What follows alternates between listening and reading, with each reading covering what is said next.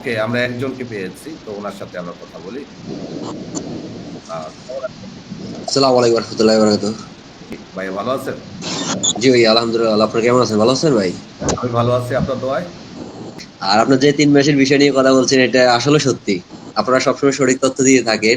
আপনার কাছে আমার একটাই প্রশ্ন। প্রশ্নটা হলো, আমার ওয়াইফকে ১ তারিখে, অক্টোবর ১ তারিখে ফ্লাইট, ঠিক আছে?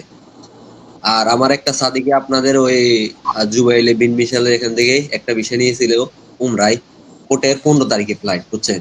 এখন হুম। কি উমরা বিষয়গুলো কি উঠে কিনা? কালকে নিউজে দেখলাম যে আ বর্তমানে কালকে নিউজে যেটা দেখছেন সেটা হলো ওমরা ভিসা যেগুলো এতদিন বাচ্চাদের এবং বয়স্কদের ৮০ বছরের বেশি যাদের বয়স ছিল এবং বাচ্চাদের যে ভিসাটা শো করত না সেটা মূলত দেখানো শুরু করেছে। আর ৩ মাসের ভিসাগুলোর পুরা কাহিনীটা আপনাদেরকে বোঝাই। সৌদি সরকার কোটা ভিত্তিক ভিসা দেয়। অর্থাৎ আ এ এ কোটা ভিত্তিক ভিসা হলো যে ধরেন আপনার একটা ইউজার আছে। সেই ইউজারের মধ্যে আপনি ১০০ টা যদি ৩ মাসের ভিসা ইস্যু করেন, তাহলে আপনাকে অন্তত ২০০ টা ১৪ দিনের ইস্যু করতে হবে। এবং সরকারি নিয়মে হলো যে আপনার ইউজার থেকে যে পরিমাণ ভিসা আপনি তুলছেন, তার ৭০ ভাগ রিটার্ন হলেই তারপর আপনি নতুন করে আবার ৩ মাসের ওমরা ভিসা ইস্যু করতে পারবেন। ভিসা কিন্তু সবগুলো ৩ মাসেরই হয়। কিন্তু সেখানে কিছু কন্ডিশন থাকে।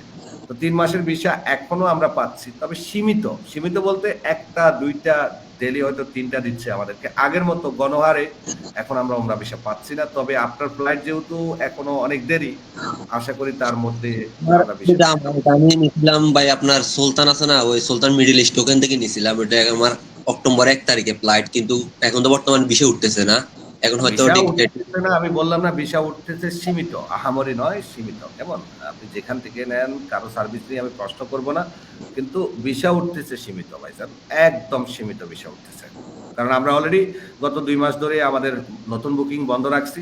আর প্রতিদিন আমরা ফেরত দিচ্ছি, টাকা ফেরত দিচ্ছি ভাই আপনাদেরকে ভিসা দিতে পারব না। আপনার এই ৩ মাসের বিষয়ের ভিতরে আমি একটা প্রশ্ন করতেছি আপনাকে। যেমন আমি সৌদি আরব আসতে ৩ বছর হয়ে গেছে অলরেডি।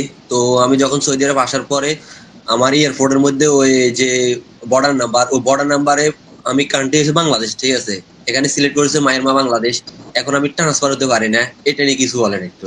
এটা আপনার কফিলের সাথে কথা বলে আপনার কফিলকে নিয়ে যান। মুক্তবালা আমেলে বা দূতাবাসে আর সরি জাওয়াজাতে নিয়ে যান। কফিলকে নিয়ে জাওয়াজাতে যান। আশা করি এই সমস্যার সমাধান পেয়ে যাবেন।